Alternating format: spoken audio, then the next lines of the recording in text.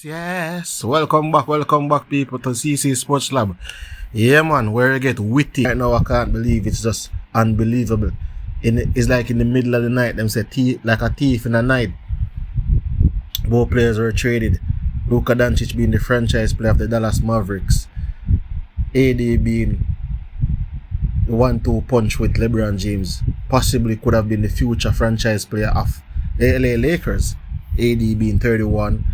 Luka Doncic, 5-time All-NBA, all of the accolades. A player that the only player in league history to average 33, 9 and 9. That's 9 boards, 9 assists, 33 points. Like an assassin, killer. Then is in terms of his ability on the court, his passing, his shooting. So I mean, the Lakers thinking he's young, 25. They could have a good 7 years out of him. That's up to the age of 32. Moving away from Anthony Davis, the Dallas Mavericks thinking that player, we are going to sign him. He would have been eligible for a max, super max next season, which is like 345 million, right? And they're thinking, we want to win now.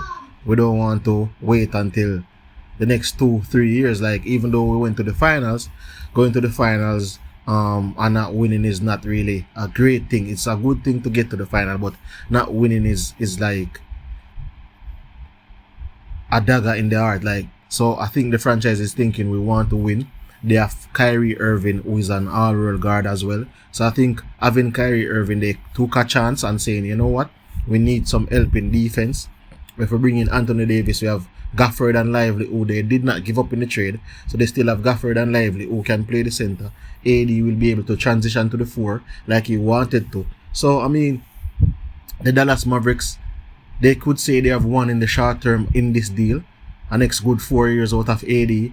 The LA Lakers could say they have won long term in that deal. A next good 7 years, 8 years out of Luka Doncic. LeBron James is 40. So, I mean, it's a win-win situation. But it begs the question as to why the league never vetoed this deal. Remember, there was a similar trade, a 3-way deal between New Orleans, Lakers, and Houston back in 2011 when it was rumored that Chris Paul was going to be traded to LA Lakers to form a backcourt with Kobe Bryant. And at that time, it would have been Lamar Odom and Pau Gasol, and those guys would have been traded out to fit in Chris Paul. They were also coming out of a lockout.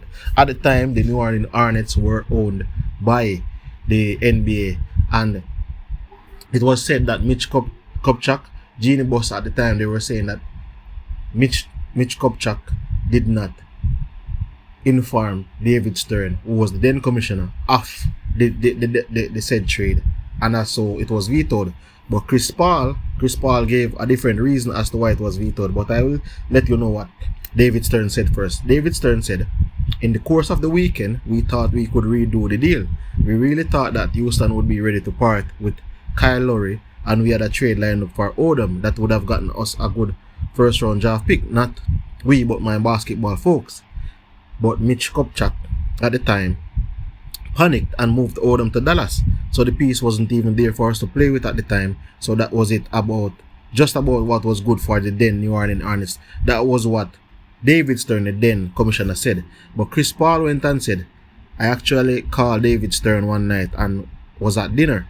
This was right after the CBA had just finished, which was, the collective bargaining agreement. That's why they had the lockout to negotiate a new deal. So what happened when the trade went through is that a few of the owners were mad. They said, no, this trade can't go through because we had this whole CBA talking about player movement. The biggest frustration was that it was about money. Had my trade went through to the Lakers, I would have kept my bird rights, which meant that if the trade happened, then I would have gotten a chance when my contract was up to sign a longer deal. So that's Chris Paul. So Chris Paul was basically saying it was all about money and the fact that he could have kept his bird rights, which would allow him to sign a much longer deal when his contract expired with the Lakers. So I think he was saying the owners were really mad at it. Remember that LeBron at the time left Cavaliers, went to Miami Heat, and then it was the heights of the player empowerment, player movement.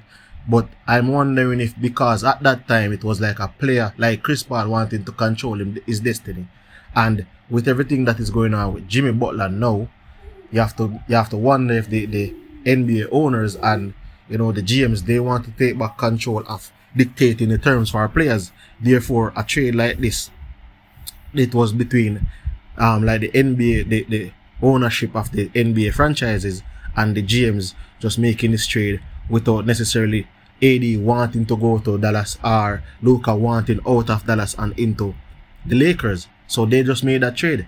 So unlike the Chris Paul trade that they vetoed, maybe this one a lot of owners wouldn't be mad because it's an ownership dictated trade. But then again, there's also the other side of it where some owners might be looking at why was no other owner allowed to know about this deal? Why was this deal not publicized to the point where other teams could have made an offer? So that could be something that in the couple of days stories could develop around that, but we'll watch and see because not everybody has talked about it as yet. So we're just monitoring this deal as it goes along. Tell me what you guys think. Remember to like, share, subscribe, hit that notification bell. What do you guys think about this trade? Who won the trade? Was it Dallas Mavericks or was it the Los Angeles Lakers? Or you can say it is long term, short term. Just tell us who do you think won the trade. But big up for the support, guys. 2024 was a great year. 2025 will be much greater. So just please remember to hit that subscribe button if you're not subscribed as yet. Like, share, leave a comment. Respect. I'm out.